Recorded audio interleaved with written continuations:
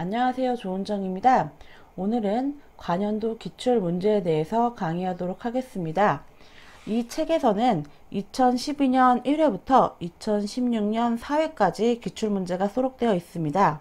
기출문제의 양도 많고 내용도 방대하기 때문에 공부하실 양이 꽤 많으실 겁니다. 그렇다면 60점만 넘으면 되는 조경기능사 시험에서 전략적으로 접근하실 필요가 있습니다. 모든 기출 문제를 다 외우신다고 생각하시기보다는 출제율이 빈도가 낮거나 아니면 너무 난이도가 높거나 이런 문제들에 많은 시간을 투자하시는 것을 추천해 드리지는 않습니다. 출제율이 높고 그리고 개념이 중요한 문제들, 이런 것들 위주로 저와 함께 살펴보신다고 생각하시면 되겠습니다. 네, 그러면 2012년 1회부터 같이 살펴보시도록 하겠습니다. 1번부터 보시면요.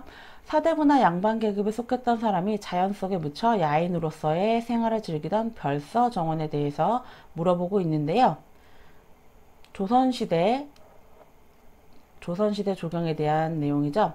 보시면 소세원, 그리고 부용동 정원, 그리고 다산초당, 이런 것들은 별서에 들어간다고 볼 수가 있겠는데요.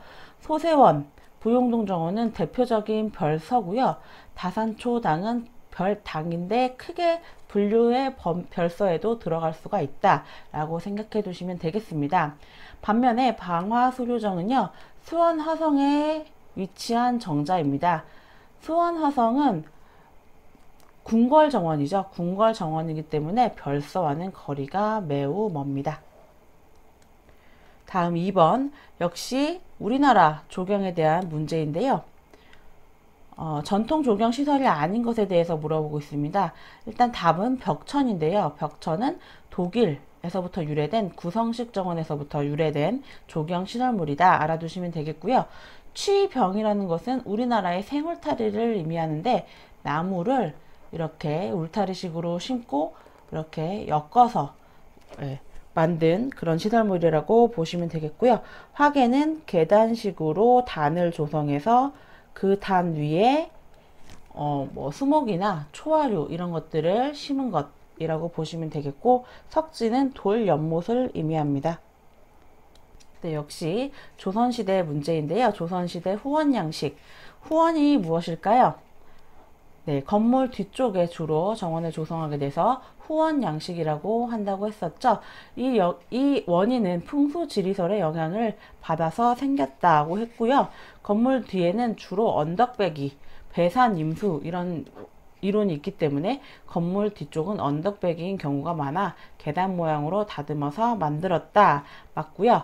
각 계단에는 향나무를 주로 한, 향나무는 매우 키가 큰 교목입니다. 그렇기 때문에 이 계단에 식재하기에는 좀 부적당하고요. 그래서 답은 일단 3번이고요. 경복궁 교태전 후원, 아녀자들의 공간으로 유명한데요. 아미산원이라고도 하고요. 그리고 창덕궁 낙선제 후원, 이런 것들이 계단식 후원 양식으로 조성되었습니다. 이것은 맞는 얘기고요. 네, 다음은 9번 보시겠습니다. 9번, 조감도는 소점이 몇 개인가 나왔는데요. 이것은 설계에서 문제가 나왔죠. 조감도, 영어로는 버드 아이 뷰입니다. 새의 위치에서 바라본 그런 그림이라는 뜻입니다. 그래서 조감도는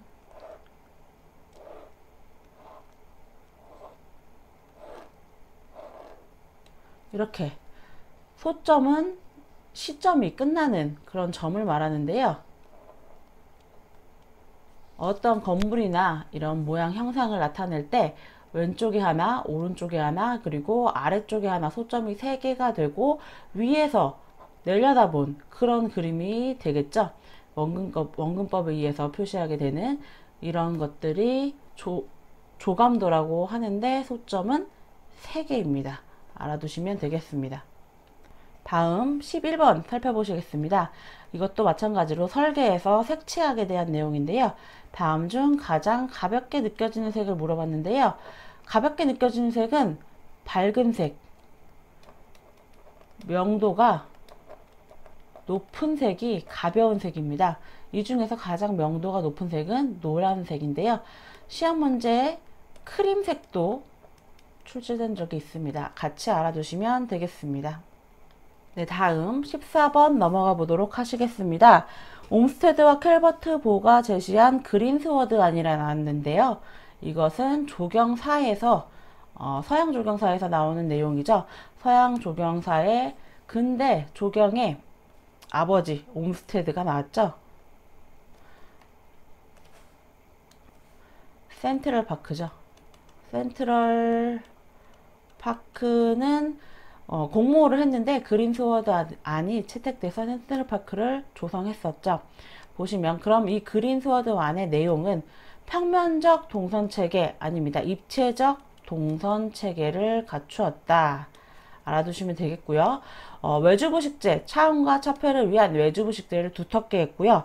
넓고 쾌적한 마차 드라이브 코스를 설계했었고 동적 놀이를 위한 운동장, 그리고 호수, 식물원 이런 것 등이 계획되었다. 알고 계시면 되겠습니다. 네, 다음 18번 넘어가 보도록 하시겠습니다. 거푸집에 미치는 츠갑 문제가 나왔습니다. 조경 시공에서 출제된 문제인데요. 츠갑이란 이렇게 거푸집이 있으면 여기에 콘크리트를 쳐서 넣게 됩니다. 콘크리트를 쳐서 넣게 될 때 거푸집을 쳐서 채워 넣을수록 수평 방향으로 압력이 생기게 됩니다. 거푸집 콘크리트의 유동성 때문에 이런 식으로 부풀게 되겠죠. 살짝. 예. 그래서 수평 방향으로 생기는 압력을 말하는데요. 반죽의 유동성 때문에 생깁니다. 그래서 반죽이 좀 더 무르고 질고 이렇게 되면은 츠갑이 커지는 것입니다. 유동성이 크면 츠갑이 커진다. 이게 핵심이고요. 유동성은 그러면 어떨 때 커지겠는지 살펴보시면 되겠습니다. 경화 속도가 빠르면 유동성은 줄어듭니다. 경화 속도가 굳는 속도를 말하는데 빨리 굳으면 그만큼 유동성은 없어지게 되는 것이기 때문에 답은 1번입니다. 다음 보기도 보시면 시공 연도가 좋다는 얘기는 무르다는 얘기입니다. 무르면 츠갑은 큽니다. 붓기 속도가 빠를수록 부어 넣는 속도가 빠르면 압력이 커지기 때문에 츠갑이 크게 됩니다. 이것도 알아두시고요. 수평 부재가 수직 부재보다 츠갑이 작다. 이 얘기는 거푸집 중에서도 수평으로 놓이는 부재가 있고 수직으로 놓이는 부재가 있습니다. 그러면 주로 수평 방향의 압력이기 때문에 수직 부재가 물론 압력을 많이 받고 수평 부재는 압력을 덜 받게 됩니다. 그래서 수평 부재는 츠갑이 적게 됩니다. 맞는 얘기입니다. 네, 다음 21번 보시도록 하겠습니다. 봄에 꽃을 빨리 볼 수 있는 것을 물어봤는데요. 이것은 재료에서 출제된 문제이죠. 1번부터 같이 보도록 하겠습니다. 말발도리 나무는 5월 달에 하얗게 꽃이 피고요. 자기나무는 7, 8월 여름철 한여름에 분홍색으로 꽃이 핍니다. 매실나무는 이른 봄에 피죠. 2월 말에서 3월 초 살짝 핑크빛이 도는 흰색으로 개화합니다. 답은 매실나무가 되겠고요. 금목선은 드문 수종입니다. 가을에 개화하는 드문 수종이라고 알고 계시면 되겠습니다. 그리고 같이 알아두실 비슷한 수종으로는 은목석 이런 것들이 있겠습니다. 네, 다음 26번 측량에 관련된 문제가 나왔는데요. 계획에서 나온 문제겠죠. 수준 측량과 관련이 없는 것은, 수준 측량이라고 하는 것은 땅의 높낮이, 계획고 이런 것들을 구하는 측량이라고 했는데요. 일단 엘리데이드는 수준 측량이 아니라 평판 측량에 사용되는 시중기로서 수준 측량과는 관련이 없어서 이것이 답이 되겠고요. 레벨은 수준 측량의 주요 장비가 되는 높이를 재는 그런 기구라고 보시면 되겠고요. 표척은 자입니다. 이렇게 길쭉한 자가 뽑으면 계속 그 안에서 자가 나오게 되는 긴 자가 있습니다. 이런 것들을 표척이라고 하고요. 야장, 높이를 잴 수 있겠죠. 야장은 잰 수치를 기록하는 수첩이라고 보시면 되겠습니다. 네, 다음 일반적으로 생장 속도 28번 보시겠습니다. 네, 다음 28번 보시겠습니다. 다음 수종 중 일반적으로 생장 속도가 가장 느린 것은 재료에 관한 문제죠. 생장 속도를 물어보고 있는데요. 수목 중에서 1번 내군도 단풍, 2번 층층나무, 3번 개나리, 4번 비자나무입니다. 이 중에서 비자나무는 주목과입니다. 주목이 시험에 많이 출제되었는데요. 천천히 자라며 장수, 오래 살기로 유명한, 길게 살면 1000년까지 산다고 합니다. 길게 살기로 유명한 수목이 주목입니다. 시험에 많이 나왔는데, 같은 과의 수종으로서 비자나무가 있는데, 이것도 천천히 자라는 특성이 있다고 알아두시면 되겠고요.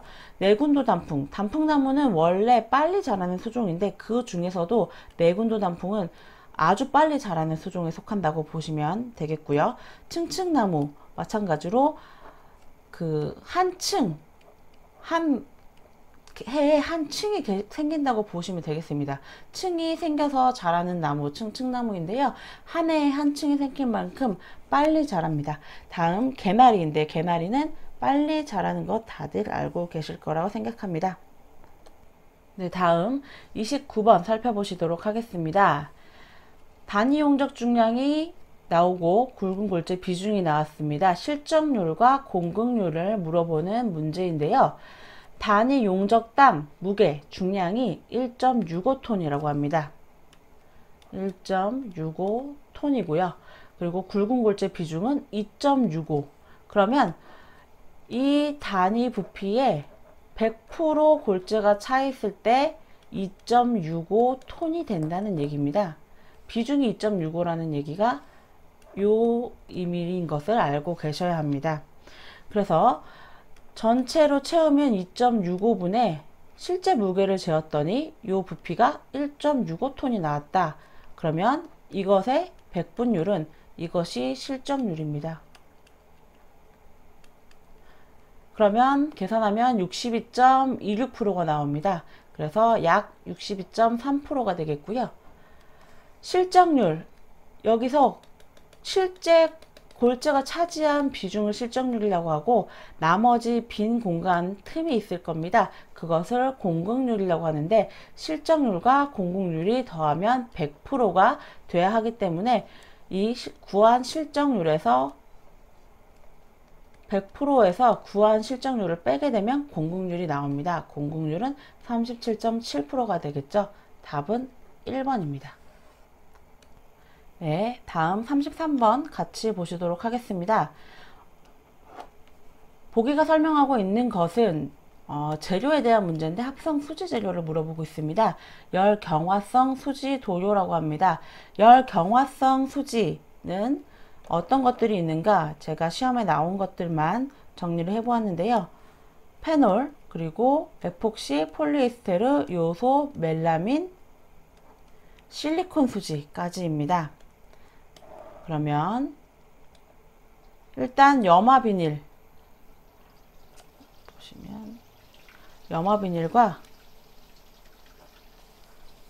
프탈산수지 도료는 답이 되지 않겠죠. 석탄산수지가 페놀입니다. 멜라민 수지, 이 둘 중에 답이 있겠는데, 내수성이 크고 열탕에 침식되지 않으면 무색 투명하다고 합니다. 무색 투명하고 착색이 자유롭고 아주 굵고 경도가 높다는 얘기죠. 내수성, 내약품성, 내용제성이 뛰어나다. 멜라민 수지입니다. 석탄산 수지는 무색 투명, 착색이 자유로운 그런 수지와는 거리가 멀고, 멜라민 수지가 이런 무색 투명하고 착색이 좋은 그런 특징이 있어서 주로 식기 또는 성형품, 치장, 적층판, 내수화학품 접착제, 섬유 처리제 이런 것들로 이용된다. 알고 계시면 되겠습니다. 다음 39번 같이 보시도록 하겠습니다. 원로의 디딤돌 놓기에 대해서 나왔는데요. 시공에 대한 문제죠. 디딤돌 놓기 방법. 첫 번째, 디딤돌은 주로 화강암을 넓적하고 둥글게 기계로 깎아 다듬어 놓은 돌만을 이용한다. 여기가 어색하죠. 디딤돌을 둥글게 기계로 깎아 다듬은 돌만을 이용한다. 이것이 어색한 부분이라 답이고요. 이것만을 이용하지는 않습니다. 자연스러운 여러 가지 모양을 이용할 수 있다 입니다. 다음 보기 같이 보시면 보행을 위해서 공원이나 정원에서 잔디밭 자갈 위에 설치할 수 있고요. 상 하면이 평평하고 지름 또한 한 면의 길이가 30에서 60cm, 높이가 30cm 이상인 크기의 강석을 사용할 수 있다. 그렇고요. 디딤돌 배치 간격 그리고 형식은 설계 도면에 따르되 윗면은 수평으로, 그렇죠. 딛는 면을 평평하게 해야 되고 지면과의 높이는 5cm 내외로 한다. 맞는 답이라고 볼 수 있겠습니다. 다음 40번 문제. 이것도 마찬가지로 재료, 수목에 대한 문제가 나왔는데요. 전정을 할 때 줄기나 가지 자르기를 삼가야 하는 수종은 벚나무입니다. 이 문제는 출제가 아주 많이 되었습니다. 꼭 알아두시면 좋겠고요. 벚나무 같은 경우에는 부후균의 발생 위험이 높습니다. 가지를 자르면 거기서 균이 잘 발생해서 썩어 들어가기 때문에 큰 줄기나 가지를 자를 때 주의하고 알코올이나 이런 처리를 해주거나 아니면 최대한 자르지 않는 것을 추천해 드립니다. 수양버들, 오동나무, 현사시나무 이런 것들은 가지를 잘라도 잘 아물며 거기서 가지도 잘 나오는 맹활력도 좋은 나무들입니다. 네, 다음 46번 같이 살펴보시도록 하겠습니다. 나무를 옮겨 심었을 때 잘려진 뿌리로부터 새 뿌리가 나오게입니다. 나오게 하여 활착이 잘 되게 하는데 가장 중요한 것은 이식할 때 뿌리가 많이 손상됩니다. 예, 뿌리 분을 만들어서 이식하기 때문에 많이 손상되게 되는데 잘린 뿌리로부터 새 뿌리가 잘 나오게 되는 요인은 무엇인가? 이런 문제입니다. 보시면 일단 가장 첫 번째 중요한 그 원인은 증산작용입니다. 증산작용이 뿌리에서 물을 흡수하게 되는 원동력이 되기 때문인데요. 뿌리에서 물을 흡수하게 되려면 그 나무 위쪽인 잎에서 증산작용이 잘 일어나야 뿌리에서 물을 흡수하는 작용이 잘 일어나게 됩니다. 그래서 뿌리에서 물을 잘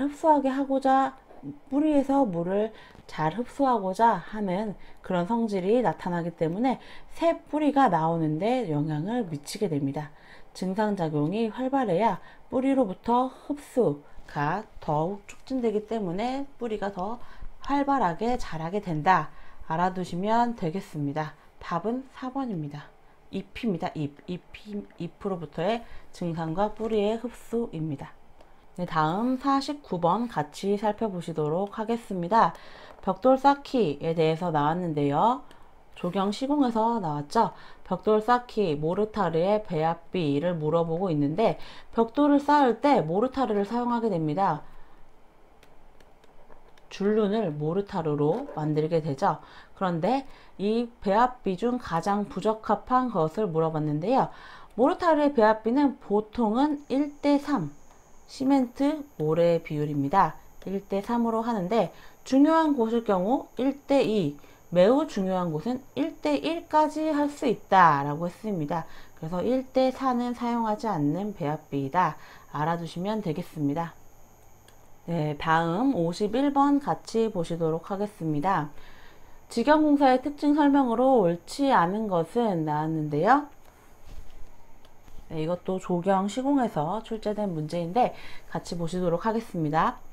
공사 내용이 단순하고 시공 과정이 용이할 때는 직영공사가 맞습니다. 예, 공사 내용이 너무 단순하고 용이한 시공 과정이 간단한 것은 직영공사가 적합하고요. 풍부하고 저렴한 노동력과 재료 그리고 구입 편의가 있으면 직영공사를 할 수 있다입니다. 맞고요. 시급한 준공을 필요로 할 때 시급한 준공은 전문성이 요구된다고 알고 계시면 되겠습니다. 그렇기 때문에 직영공사보다는 도급공사가 더 유리할 수 있습니다. 그래서 답은 3번이 되고요. 일반 도급으로 단가를 정하기 곤란한 특수한 공사일 경우에는 직영공사가 유리할 수 있습니다. 네, 다음 56번 문제 같이 살펴보시도록 하겠습니다. 다음 중 공사 현장의 공사 및 기술관리, 기타 공사 업무 시행에 관한 모든 사항을 처리하여야 할 사람은, 이 문제는 헷갈리시는 분들이 많습니다. 공사 현장의 기술관리와 공사 업무 시행에 관한 모든 사항을 처리하는 사람, 이 사람은 공사 현장 대리인입니다. 공사 현장 감독관과 많이 헷갈려 하시는데요. 현장 감독관은 발주자 측에서 보낸 사람이라고 보시면 되겠습니다. 발주자를 대신한 그 공사의 지휘 감독을 하는 사람이고요. 현장 대리인은 그 시공자 측에서 공사 기술 관리와 공사 업무 시행 관리 모두 하는 사람입니다. 그래서 답은 2번이 되겠습니다. 헷갈리지 않게 알아두시면 되겠습니다. 네, 59번 문제 같이 살펴보시도록 하겠습니다. 다음 수목 중 식재시 근원직경에 의한 품셈을 적용할 수 있는 것은, 이것은 두 가지를 물어본다고 생각하시면 되겠는데요. 첫 번째로 수목 규격은 HW, HB, HR 이 세 가지로 쓰게 되고요. 그러면 요 세 가지의 규격이 있는데 이 중에서 근원직경에 의한 품셈을 적용하는 수종들은 어떤 것인가? 이것을 물어보는 문제인데요. HR의 규격을 쓰는 수종이 근원직경에 의한 품을 적용할 거고요. HB의 규격을 쓰는 수종들은 흉고직경에 의한 품을 적용하게 될 겁니다. 반면에 HW 규격을 쓰는 수종들은 W 기준이 아닌 높이에 의한 품 기준을 사용한다는 점을 잊지 않으셨으면 좋겠고요. 그러면 HR 근원직경에 의한 품셈을 적용할 수 있는 HR 규격을 쓰는 수종들은 어떤 것이 있는가 같이 살펴보시도록 하겠습니다. 소나무, 감나무, 꽃사과, 노각나무, 느티나무, 여기서 이와 유사한 수종들인데요. 그렇다면 이 중에서는 꽃사과가 답이 되겠습니다. 다른 답들도 같이 살펴보시면요. 은행나무는 HB를 쓰는 수종이고요. 왕벚나무 마찬가지로 HB를 쓰는 수종이고요. 아회나무는 HW를 쓰는 수종입니다. 상록, 화렵, 교목입니다. 그래서 HW를 쓰고요. 요것을 알고 계셔야지 얘는 HR을 쓰고요. 이것을 알고 계셔야 근원직경에 의한 품을 적용하는 수종을 알 수 있습니다. 이것을 외우시고 계셔야 하고, 은행나무 같은 경우에는 흉고직경에 의한 품셈, 왕벚나무도 흉고직경에 의한 품셈, 아회나무는 높이에 의한 품을 적용하게 될 겁니다. 네, 다음 항공사진 측량의 장점에 대해서 물어봤는데요. 네, 항공사진 측량 같은 경우에는 축척 변경이 가능합니다. 사진으로 하는 것이기 때문에 가능하고요. 분업화에 의한 작업 능률성이 높게 되고요. 동적인 대상물의 측량이 가능한 것도 이것의 장점입니다. 반면에 좁은 지역 측량에서는 경비가 절약된다고 하기보다는 좀 비효율적이고, 넓은 지역의 측량에 경비가 절약되며 효율적이라고 알고 계시면 되겠습니다. 답은 4번입니다. 네, 다음 2012년 2회 같이 살펴보시도록 하겠습니다. 2번 문제부터 보시겠습니다. 메소포타미아 대표적인 정원을 물어보고 있는데요. 메소포타미아는 서부아시아 지역을 말합니다. 그래서 대표적인 정원은 바빌론의 공중정원이 되겠고요. 서부아시아 지역이기 때문에 다른 것들도 살펴보시면 베르사유 궁전, 이것은 르네상스 프랑스 시대 대표적인 정원이고요. 타지마할은 인도의 대표적인 정원입니다. 네, 5번 보시겠습니다. 다음 보기에 가로 안에 들어갈 디자인 요소를 물어보고 있는데요. 형태, 색채와 더불어 무엇은 디자인의 필수 요소로서 물체의 조성 성질을 말하며 감각을 통해 형태에 대한 지식을 제공한다. 이것은 질감을 말합니다. 형태, 색채, 질감이 가장 기본적인 디자인의 필수 요소가 된다. 알고 계시면 되겠습니다. 다음 6번 문제 같이 보시도록 하겠습니다. 영국인 브라운의 지도하에 덕수궁 석조전 앞들에 조성된 정원 양식과 관계 있는 것은, 덕수궁 석조전, 이것은 최초의 우리나라 서양식 건물이라고 했고요. 이 앞들이 최초의 서양식 정원이라고 했습니다. 그런데 서양식 정원인데 어떤 양식과 관계가 있는가? 보르비공트, 프랑스식인 평면기하식과 관련이 있기 때문에 같은 형태인 보르빅 공투와 관련이 있다고 보시면 되겠습니다. 다음 7번 문제 보시겠습니다. 먼셀의 색상 안에서 BG는 무슨 색인가? 이것은 외우셔야 되는 문제죠. 보시면 연두색은 GY입니다. 기호로 GY. 남색은 PB. 보라색은 퍼플 P고요. 청록색이 BG가 되니까 답은 3번입니다. 네, 다음 문제 8번 같이 보시겠습니다. 청나라 때 유적이 아닌 것에 대해서 물어보고 있는데요. 졸정원, 일단 졸정원이 답이 되겠고요. 졸정원은 명나라 때의 대표적인 유적이라고 알고 계시면 되고요. 왕헌신이라는 그 간부가 귀양에서 소주지방으로 귀양해서 평생을 바쳐서 조성한 정원인데 중국의 대표적인 정원에 속하고요. 사가정원이고요. 명원, 소주지방의 4대 명원에도 속합니다. 그런데 이 사람이 자신의 모든 생에 그 열정을 다해서 만들었지만 별로 보잘것없다라는 그런 겸손한 의미의 이름을 짓게 되는데 그게 졸정원, 별 볼 일 없는 정원, 졸정원이라는 뜻입니다. 알고 계시면 되겠습니다. 네, 다음으로 10번 문제 같이 보시겠습니다. 경관구성의 미적 원리에 대해서 물어보고 있는데 통일성과 다양성으로 크게 구분되는데 다양성과 관련이 있는 것을 물어봤습니다. 경관구성의 미적 원리를 통일성과 다양성으로 구분할 때 통일성을 조성할 수 있는, 도달할 수 있는 그런 수법이 있고 다양성을 도달할 수 있는 수법이 있습니다. 통일성을 도달할 수 있는 수법으로는 조화, 균형, 대칭, 강조가 있고요. 다양성을 도달할 수 있는 수법은 비례, 율동, 대비가 있습니다. 이것은 시험에도 많이 기출문제에 출제되었으니까 꼭 알아두시는 게 좋겠고요. 다양성과 관련이 있는 것은 그렇기 때문에 대비 외워두시면 되겠습니다. 네, 다음 16번 보시도록 하겠습니다.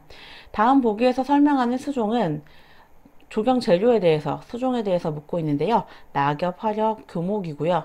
일단 여기서 서양, 치자, 음목서 모두 안 됩니다. 관목이기 때문이고요.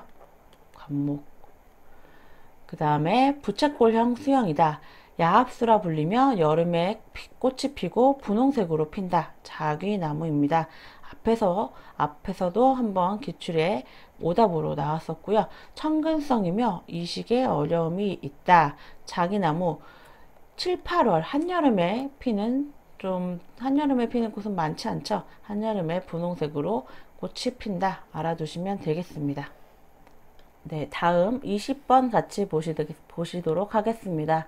화렵수이지만 잎의 형태가 침엽수와 같아서 조경적으로 침엽수로 이용하는 것은 이것은 분류는 화렵수인데 조경적으로 침엽수, 모양은 침엽수인 것. 답은 위성류입니다. 위성류는 분류는 화렵수, 속시식물입니다. 그런데 잎이 길쭉한 모양이라서 침엽수로 보일 수 있다 이런 얘기고요. 은행나무는 거꾸로 분류는 거시식물인 침엽수입니다. 하지만 잎의 모양이 화렵수로 보일 수 있습니다. 알아두시면 되겠고요. 위성류가 답이 되겠습니다. 네, 다음 21번 보시도록 하겠습니다. 수종에 따라 또는 같은 수종이라도 삽수의 발근에 차이가 있는데 삽수의 발근이라고 하면 그 삽목할 때 그 뿌리 내림의 차이가 있다는 얘기죠. 삽목할 때 뿌리 내림의 차이가 있는데 삽목 시 발근이 잘 되지 않는 수종은 일단 삽목 시 발근이 잘 되는 수종들은 어떤 울타리로 쓰거나 관목인 종류가 많다고 보시면 되겠습니다. 무궁화, 꽝꽝나무, 개나리 등은 관목으로서 울타리로 많이 쓰이는 수종이죠. 발근이 여기 좋은 것들이고요. 오리나무는 주로 야산에 많이 분포하는 그 낙엽 금옥이라고 보시면 되겠습니다. 삽목 발근력이 떨어지는 편입니다. 네, 다음 22번 같이 보시도록 하겠습니다. 인공지반을 만들 때 사용되는 경량토에 대해서 부적합한 것을 고르라고 했습니다. 인공지반을 만들 때 경량토로서는 버미큘라이트, 펄라이트 이런 것들은 암석 알갱이를 고온에 튀긴 겁니다. 그렇기 때문에 아주 가볍고 보수력, 보비력 이런 것이 좋아서 많이 사용되는 인공 경량제라고 보시면 되겠고요. 부엽토는 낙엽 등 이런 것을 말린 것이라고 보면 되겠습니다. 물론 인공적으로 만들지는 않지만 경량제에는 속합니다. 가볍고 보수력, 보비력 이런 것들을 좋게 할 수 있기 때문이고요. 모래 같은 경우에는 절대 가볍지가 않죠. 무게가 아주 많이 나가고 그리고 인공 경량토로 쓰이지 않습니다. 2번 모래가 답입니다. 네, 다음 27번 같이 보시도록 하겠습니다. 목재 방부 처리법을 물어보고 있는데요. 효과가 우수한 것은 어떤 것인가? 일반적으로 가압주입법이 압력 용기 하에서 방부제를 주입시키기 때문에 방부 효과는 가장 큽니다. 답은 가압주입법이 되겠고요. 침지법은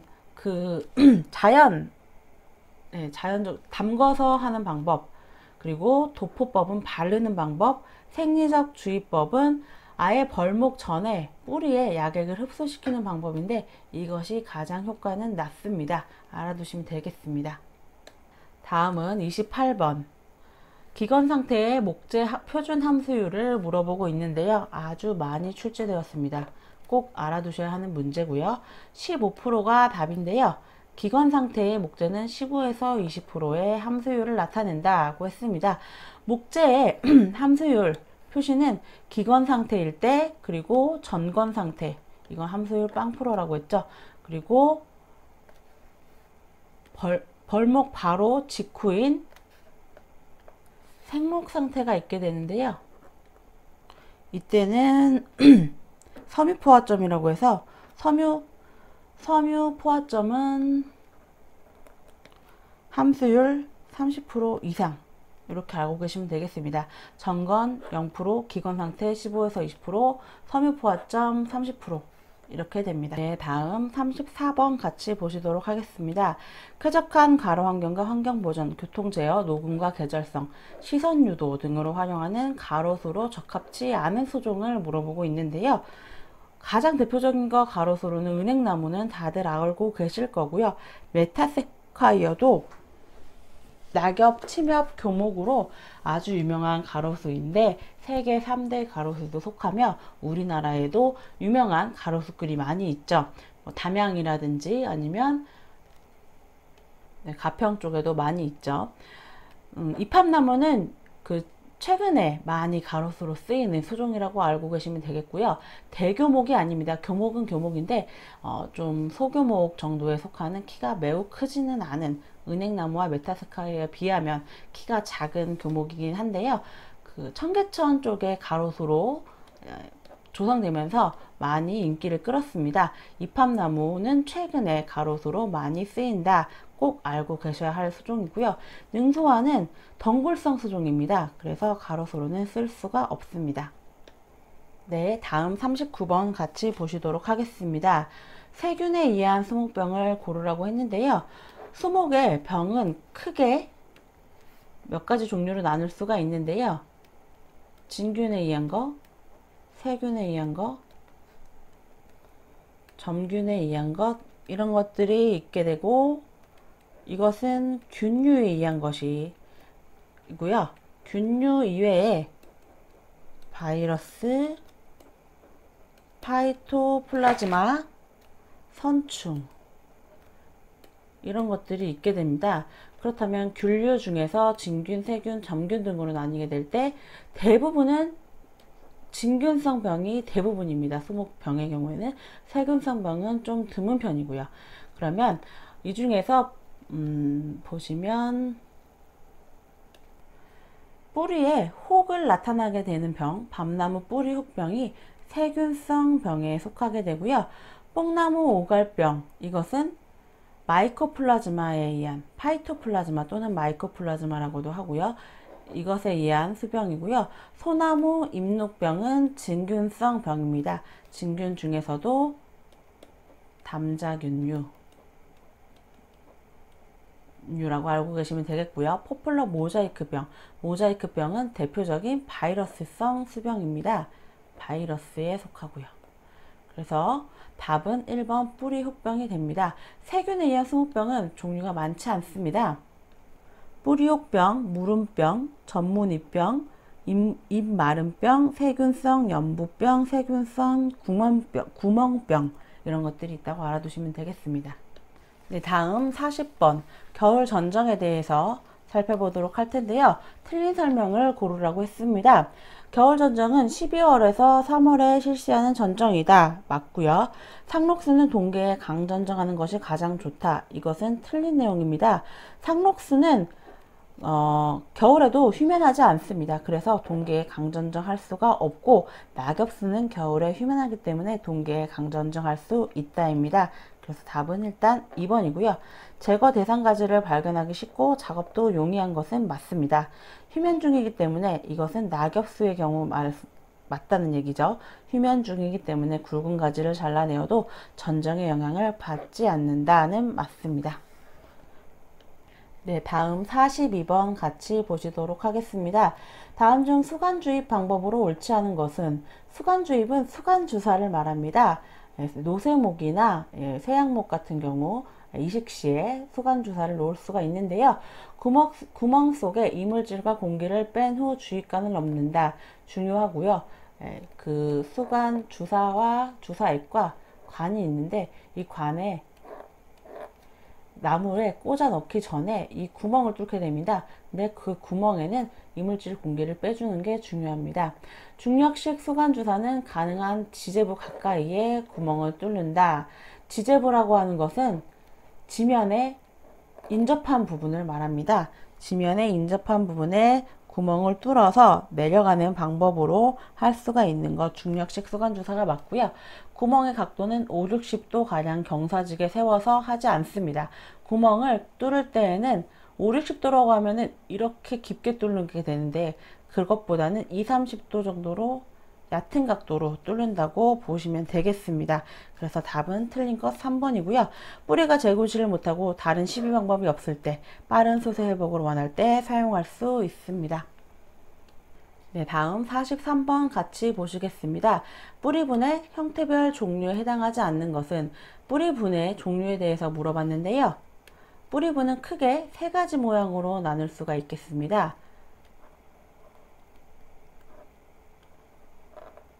보시면 깊이가 얕은 것 접시분이고요. 깊이가 중간 보통분, 그 다음 깊이가 가장 깊은 것 조개분입니다.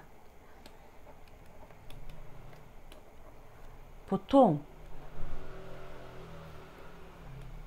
근원 직경에 2배, 3배, 4배 라고 알아두시면 되겠습니다. 그래서 답은 사각분, 이런 분 형태는 없다는 얘기죠.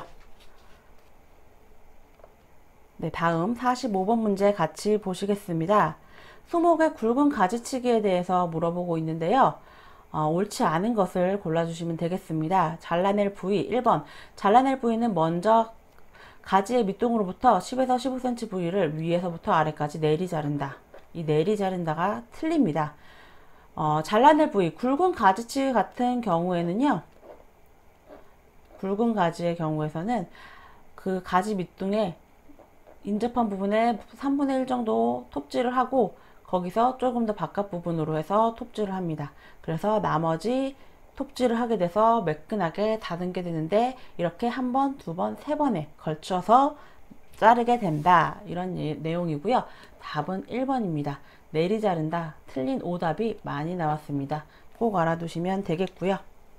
다음 46번 같이 보시겠습니다. 지형도에서 U자 모양으로 바닥이 낮은 높이의 등고선을 향하면 이것은 무엇을 의미하는가? 지형도 등고선에 대한 얘기가 나왔는데요.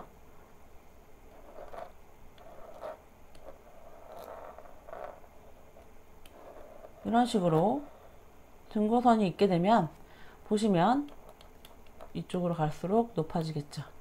네, 높아지면 낮은 쪽으로 향한 등고선 이쪽이고요.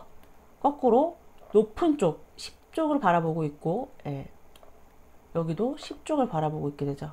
높은 쪽으로 바라보게 되는 등고선 이쪽을 의미합니다. 이 부분은 계곡이죠. 낮은 쪽으로 바라보는 등고선은 능선이고요. 능선, 낮은 쪽으로 바라보게 됩니다. 높은 쪽 거꾸로 U자 모양으로 바닥이, 시험에서는 U자 모양으로 바닥이 낮은 높이의 등고선을 향하고 있다고 했죠. 그러면 낮은 높이의 등고선은 능선이 되겠죠. 거꾸로 높은 높이의 등고선을 향했다 하면 계곡이 되겠죠. 다음 50번 문제 같이 보시도록 하겠습니다. 정원수의 걸음주기 설명으로 옳지 않은 것은 물어봤는데요. 속효성 걸음은 7월 이후에 준다. 이것이 답입니다. 보시면 속효성 걸음은 무기질 걸음으로 주로 질소질, 임산질 이런 것들을 의미하는데 속효성 걸음은 7월 이후에 주지 않는 것이 좋습니다. 특히 속효성 걸음인 질소질 비료는 7월 이후에 주게 되면 동해가 우려되고 좋지 않기 때문에 답이 1번입니다. 시험에 기출문제 많이 나왔습니다. 알아두시면 되겠습니다. 네, 다음 52번 문제 같이 보시겠습니다. 흙깎이 공사, 절토 공사에 대해서 나왔는데 옳은 것을 고르시면 되겠습니다. 1번 보통 토질에서는 흙깎이 비탈면 강사를 1대 0.5까지 한다. 이것은 틀린 얘기죠. 보시면 보통 토질에서는 1대 1.5까지 할 수 있습니다. 절토는. 성토는 1대 1.0까지. 예, 이런 식으로 할 수가 있고요. 흙깎이를 할 때 안식각보다, 안식각은 흙이 쌓여있는 흙에서 어느 정도 시간이 지나게 되면은 더 이상 무너져 내리지 않는 각도가 있게 됩니다. 그 각도가 안식각인데요. 안식각보다는 크게 하면 비탈면의 안정이 이루어지지 않습니다. 안식각보다 크게 하면 계속 무너져 내려서 안정이 유지되지 않고요. 틀린 얘기고요. 작업 물량의 기준보다 작은 경우 인력보다는 장비를 동원하여 작게 되면 인력이 더 유리할 수 있겠죠. 경제적일 수 있겠죠. 틀린 내용이고, 식재공사가 포함된 경우에 흙깎이에서는 지표면에 표토를 따로 보존했다가 식물생육에 유용히 쓰도록 한다. 이 부분이 맞는 얘기입니다. 식재공사가 있는 경우에는 표토를 따로 걷어 놓았다가 다시 식혈, 구덩이를 파고 나서 이 표토를 식혈, 구덩이 파고 맨 밑에 넣게 되면 식물생육에 도움이 됩니다. 네, 다음 54번 보시겠습니다. 참나무 시드름병이 나왔는데요.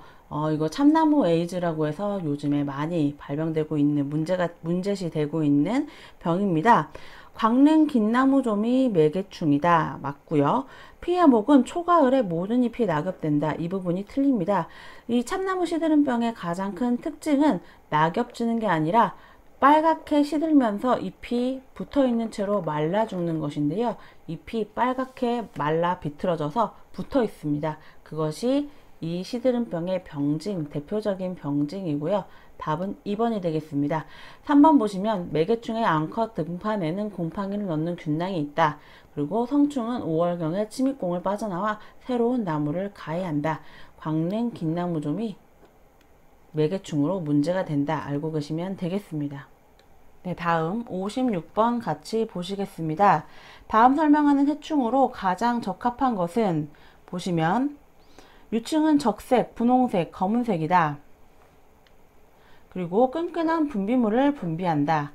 식물의 어린 잎과 세 가지 꽃봉오리에 붙어 수액을 빨아먹어 생육을 억제한다. 점착성 분비물을 배설하여 그을음병을 발생시킨다. 일단 그을음병을 발생시키는 것은 진딧물과 깍지벌레가 있습니다. 그런데 이 중에서 끈끈한 분비물을 분비하는 것, 깍지벌레가 답이 되겠습니다. 네, 다음 60번 문제 보시겠습니다.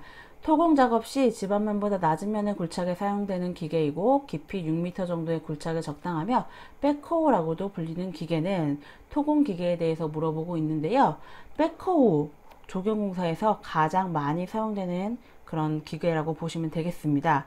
굴착기, 굴삭기라고도 하는데 드래그 쇼벨 또는 보통 드래그 쇼벨이라고 합니다. 드래그 쇼벨. 보시면 헷갈리실 수 있는 게 드래그 라인. 이것은 아주 다른 기계이고요. 드래그 라인은 연약 지반, 토종 공사, 얇게 긁어내는 그런 기계라고 보시면 되겠고요. 클램셀도 마찬가지로 연약 지반 굴착에 쓰이는 기계입니다. 파워 쇼벨은 지반면보다 낮은 면이 아니라 그 기계가 있는 지반면보다 높은 면 굴착에 사용되는 기계라고 알고 계시면 되겠습니다. 네, 여기까지 2012년 1회, 2회 기출문제 풀이를 마치도록 하겠습니다.